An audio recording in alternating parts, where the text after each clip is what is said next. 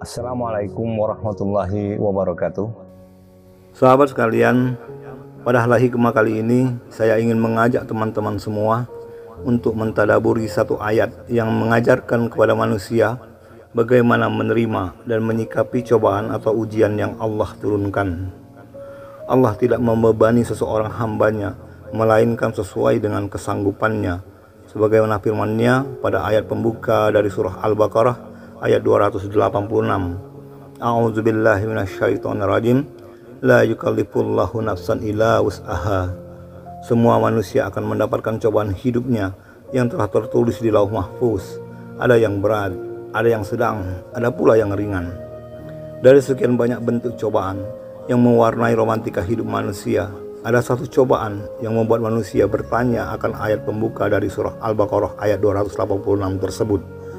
Allah tidak membebani seseorang hambanya, melainkan sesuai dengan kesanggupannya. Bagi manusia yang dicoba dengan cobaan yang berat sampai dia tidak tahu lagi mau berbuat apa, maka dari sudut pandang manusiawi, kebanyakan dari manusia akan muncul pertanyaan di benaknya terkait akan makna dari potongan ayat tersebut. Maksudnya Allah memberi cobaan tidak melampaui kesanggupan itu seperti apa sebetulnya? Karena atas masalah hidup yang saya alami saat ini, saya sudah tidak tahu lagi mau berbuat apa, dan yang saya rasakan adalah saya hanya ingin menyerah. Mungkin di antara kita pernah mengalami atau malah sedang mengalami kondisi seperti ini. Sahabat sekalian, yakinlah bahwa tidak ada yang sulit bagi Allah. Tidak ada. Semua perkara apapun itu adalah mudah bagi Allah.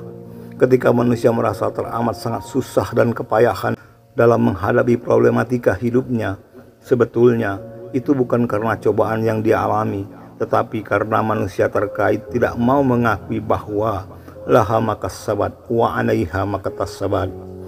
Dia mendapat pahala dari kebajikannya yang dia kerjakan, dan dia mendapat siksa dari kejahatan yang dia perbuat. Namun, memang manusia itu lebih condong kepada hawa nafsunya, yang ketika masalah hidup datang menerpa, hawa nafsu selalu membisikkan provokasi. Aku tidak salah, aku benar, aku tidak melanggar. Terus bergumam aku dan aku, terus saja begitu. Sementara di sisi lain, Allah menghendaki manusia tersebut untuk muhasabah, istighfar, menyadari kesalahan yang telah diperbuat, dan atas itu memohon ampunan serta berserah diri hanya kepadanya. Sebagaimana yang Allah ajarkan pada bagian penghujung ayat dari surah Al-Baqarah ayat 286 tersebut. Rabbana la tu'akhizna in nasina aw akhtana. Rabbana wa la tahmil alaina isran kama hamaltahu alal ladzina min qablina. Rabbana wa la tuhammilna ma la taqata lana bih wa'fu 'anna waghfir lana warhamna. Mereka berdoa, ya Tuhan kami, janganlah Engkau hukum kami jika kami lupa atau kami melakukan kesalahan. Ya Tuhan kami, janganlah Engkau bebani kami dengan beban yang berat sebagaimana Engkau bebankan kepada orang-orang sebelum kami. Ya Tuhan kami, janganlah Engkau pikulkan kepada kami apa yang tidak sanggup kami memikulnya. Maafkanlah kami, ampunilah kami, dan rahmatilah kami. Engkaulah pelindung kami. Mengapa cobaan hidup itu terasa sulit, berat, bahkan menyiksa? Itu karena manusia hanya berfokus pada apa yang dihadapi, bukan berfokus pada siapa penolong yang sesungguhnya. Sementara para aktor musuh dalam hidup ini adalah juga musuh-musuh Allah, yang juga Allah jadikan mereka sebagai bagian yang menyulitkan dari tiap-tiap cobaan yang Allah turunkan.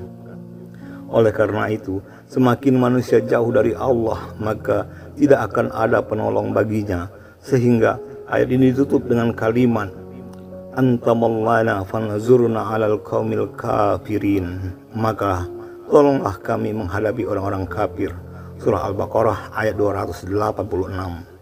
Sahabat sekalian, tidak ada untungnya bagi Allah memberatkan atau meringankan cobaan buat manusia, atau bahkan mengistidrotkan manusia seluruhnya. Atas cobaan itu Allah tak butuh jawaban kita. Atas cobaan itu Allah hanya memberi jalan agar kita selaku hamba lebih mudah untuk berserah diri kepadanya, berharap, meminta, bersimpuh, bahkan sampai merengek-rengek dan menumpahkan habis air mata kita sebagai bukti penyaksian kita bahwa hanya Dialah satu-satunya tempat kita berlindung dan meminta pertolongan. Hanya Allah. iyyaka na'budu wa iyyaka nasta'in. Semoga hikmah ini mengilhami dan semoga Allah meridhoi. Amin ya rabbal alamin. Assalamualaikum warahmatullahi wabarakatuh.